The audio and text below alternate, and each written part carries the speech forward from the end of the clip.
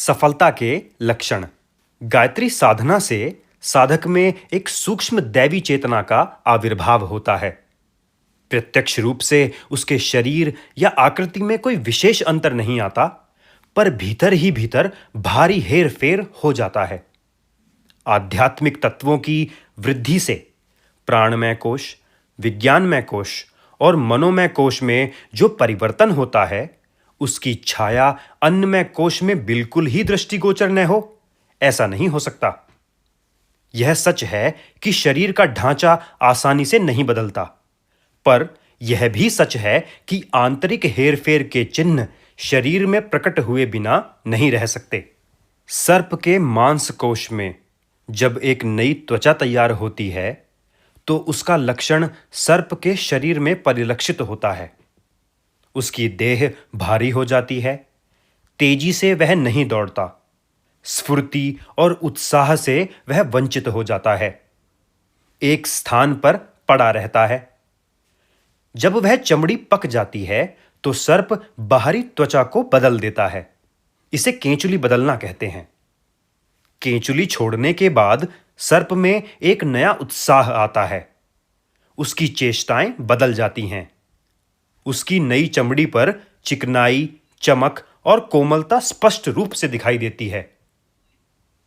ऐसा ही हेरफेर साधक में भी होता है। जब उसकी साधना गर्भ में पकती है, तो उसे कुछ उदासी, भारीपन, अनुत्साह एवं शिथिलता के लक्षण प्रतीत होते हैं। पर जब साधना पूर्ण हो जाती है, तो दूसरे ही लक्षण प्रकट होने लगते हैं। माता के उदर में जब तक गर्भ पकता है, तब तक माता का शरीर भारी, गिरा गिरा सा रहता है। उसमें अनुत्साह रहता है। पर जब प्रसूति से निवृत्त हो जाती है, तो वह अपने में एक हल्कापन, उत्साह एवं चैतन्यता अनुभव करती है। साधक जब साधना करने बैठता है, तो अपने अंदर एक प्रकार का आध्यात्मिक गर्भ धारण करता है। तंत्र शास्त्रों में साधना को मैथुन कहा है। जैसे मैथुन को गुप्त रखा जाता है, वैसे ही साधना को गुप्त रखने का आदेश किया गया है। आत्मा जब परमात्मा से लिपटती है, आलिंगन करती है, तो उसे एक अनिर्वचनीय आनंद आता है। इसे भक्ति की तन्मयता कहते हैं। जब दोनों का प्रगाढ़ मिलन होता है, एक दूसरे में आत्मसात होते हैं, तो उस स्खलन को समाधि कहा जाता है। आध्यात्मिक मैथुन का समाधि सुख अंतिम स्खलन है। गायत्री उपनिषद और सावित्री उपनिषद में अनेक मैथुनों का वर्णन किया गया है।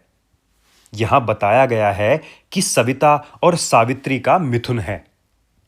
सावित्री गायत्री की आराधना करने से साधक अपनी आत्मा को एक योनि बना लेता है, जिसमें सविता का तेज पुंज, परमात्मा का तेज वीर्य गिरता है। इसे शक्तिपात भी कहा गया है। इस शक्तिपात विज्ञान के अनुसार अमैथुनी सृष्टि उत्पन्न हो सकती है। कुंती से कर्ण का, मरियम के पेट से ईसा का उत्पन्न होना असंभव नहीं है। देव शक्तियों की उत्पत्ति इसी प्रकार के सूक्ष्म मैथुनों से होती है।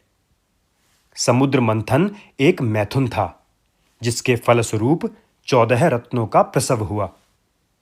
ऋण और धन, नेगेटिव और पॉजिटिव, परमाणुओं के आलिंगन से विद्युत प्रवाह का रस उत्पन्न होता है। तंत्र शास्त्रों में स्थान स्थान पर मैथुन को प्रशंसित किया गया है। वह यही साधना मैथुन है। साधना का अर्थ है अपने भीतर की श्रद्धा तथा विश्वास की शक्तियों का सम्मिलन करा के एक नई शक्ति का आविर्भाव करना, जिसे सिद्धि, दैवी वरदान या चमत्कार भी कहा जा सकता है। इस प्रकार के उद्देश्य की प्राप्ति के लिए अपने पास कुछ साधन पहले भी होने आवश्यक हैं। जैसे किसी गंतव्य स्थान को कोई व्यक्ति किसी भी मार्ग से जाए, रास्ते में खर्च के लिए रुपया, पैसा, खाने पीने, वस्त्रादि की आवश्यकता पड़ती है, वैसे ही किसी दैवी शक्ति की साधना करने के लिए सद्गुणों, सद्विचारों और सत्कर्मों की आवश्यकता होती है। जिसका जीवन आरंभ से ही कलुषित, पापपूर्ण और दूषित रहा है, उसकी साधना का संपन्न होना असंभव सा ही है। इसीलिए जो व्यक्ति सच्चे मन से साधना के इच्छुक हैं और उससे कोई उच्च लक्ष्य प्राप्त करना चाहते हैं, तो उनको पहले अपने मन, वचन, काया की शुद्धि का भी प्रयत्न करना चाहिए। ऐसा करने पर ही किसी प्रकार की सिद्धि की आशा कर सकते हैं। आत्मा और परमात्मा का, सविता और सावित्री का मैथुन जब प्रगाढ़ आलिंगन में आबद्ध होता है, तो उसके फलस्वरूप एक आध्यात्मिक गर्भ धारण होता है। इसी गर्भ को आध्यात्मिक भाषा में भर्ग कहते हैं। भर्ग को जो साधक जितने अंशों में धारण करता है, उसे उतना ही स्थान अपने अंदर इस नए तत्व के लिए देना होता है। नए तत्वों की स्थापना के लिए पुराने तत्वों को पदच्युत होना पड़ता है। इस संक्रांति के कारण स्वाभाविक क्रियाविधि में अंतर आ जाता है और उस अंतर के लक्षण साधक में उसी प्रकार प्रकट होने लगते हैं जैसे गर्भवती स्त्री को अरुचि, उबकाई, कोष्ठबद्धता या आलस्य आदि लक्षण होते हैं। वैसे ही लक्षण साधक को भी उस समय, जब तक कि उसकी अंतःयोनि में गर्भ पकता रहता है, परिलक्षित होते हैं। केंचुली में भरे हुए सर्प की तरह वह भी अपने को भारी भारी, बिंधा हुआ, जकड़ा हुआ, अवसादग्रस्त अनुभव करता है। आत्मविद्या के आचार्य जानते हैं कि साधनावस्था में साधक को कैसी विषम स्थिति में रहना पड़ता है। इसीलिए वे अनुयायियों को साधना काल में बड़े आचार विचार के साथ रहने का आदेश करते हैं।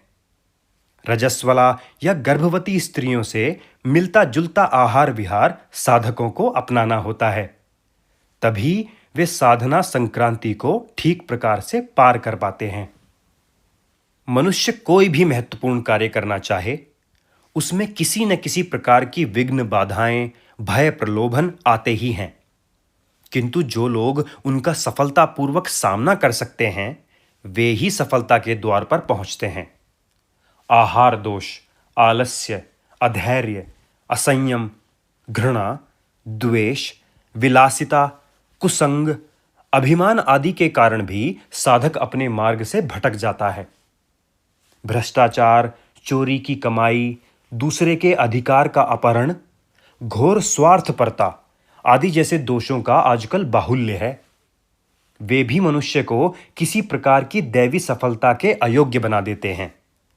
इसीलिए जो व्यक्ति वास्तव में साधना को पूर्ण करके सफलता और सिद्धि की आकांक्षा रखते हैं, उनको उसके लिए सब प्रकार के त्याग, बलिदान, कष्ट सहन आदि के लिए सहर्ष प्रस्तुत रहना चाहिए, जिससे साधना परिपक्व होकर इच्छित फल प्रदान करेगी। अंडे से बच्चा निकलता है, गर्भ से संतान पैदा होती है।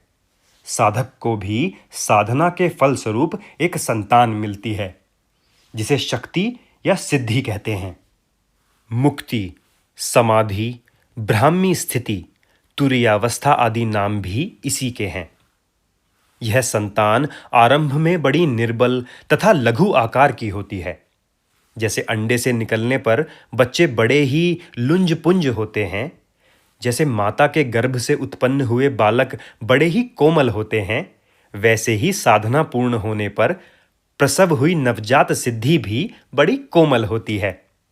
बुद्धिमान साधक उसे उसी प्रकार पाल पोस कर बड़ा करते हैं, जैसे कुशल माताएं अपनी संतान को अनिष्टों से बचाती हुई पौष्टिक पोषण देकर पालती हैं। साधना जब तक साधक के गर्भ में पकती रहती है, कच्ची रहती है, तब तक उसके शरीर में आलस्य और अवसाद के चिन्ह रहते हैं। स्वास्थ्य गिरा हुआ और चेहरा उतरा हुआ दिखाई देता है। पर जब साधना पक जाती है और सिद्धि की सुकोमल संतति का प्रसव होता है, तो साधक में तेज, ओज, हल्कापन, चैतन्य, उत्साह आ जाता है। वैसा ही जैसा कि केंचुली बदलने के बाद सर्प में आता है। सिद्धि का प्रसव हुआ या नहीं, इसकी परीक्षा इन लक्षणों से हो सकती है। यह 10 लक्षण नीचे दिए जाते हैं। 1. शरीर में हल्कापन और मन में उत्साह होता है। दूसरा, शरीर में एक विशेष प्रकार की सुगंध आने लगती है। तीसरा, त्वचा पर चिकनाई और कोमलता का अंश बढ़ जाता है। चौथा, तामसिक आहार विहार से घृणा बढ़ जाती है और सात्विक दिशा में मन लगने लगता है। पांचवां, स्वार्थ का कम और परमार्थ का अधिक ध्यान रहता है। छठा, नेत्रों में तेज झलकने लगता है। सातवां, किसी व्यक्ति या कार्य के विषय में वह जरा भी विचार करता है तो उसके संबंध में बहुत सी ऐसी बातें स्वमेव प्रतिभासित होती हैं जो परीक्षा करने पर ठीक निकलती हैं। आठवां, दूसरों के मन के भाव जान लेने में देर नहीं लगती। नवां, भविष्य में घटित होने वाली बातों का पूर्वाभास मिलने लगता है। 10वां, शाप या आशीर्वाद सफल होने लगते हैं। अपनी गुप्त शक्तियों से वह दूसरों का बहुत कुछ लाभ या बुरा कर सकता है। यह 10 लक्षण इस बात के प्रमाण हैं कि साधक का गर्भ पक गया और सिद्धि का प्रसव हो चुका है। इस शक्ति संतति को जो साधक सावधानी के साथ पालते पोषते हैं, उसे पुष्ट करते हैं, वे भविष्य में आज्ञाकारी संतान वाले बुजुर्ग की तरह आनंदमय परिणामों का उपभोग करते हैं। किंतु जो फूहड़ जन्मते ही सिद्धि का दुरुपयोग करते हैं, अपनी स्वल्प शक्ति का विचार न करते हुए उस पर अधिक भार डालते हैं, उनकी गोदी खाली हो जाती है और मृतवत्सा माता की तरह उन्हें पश्चाताप करना पड़ता है।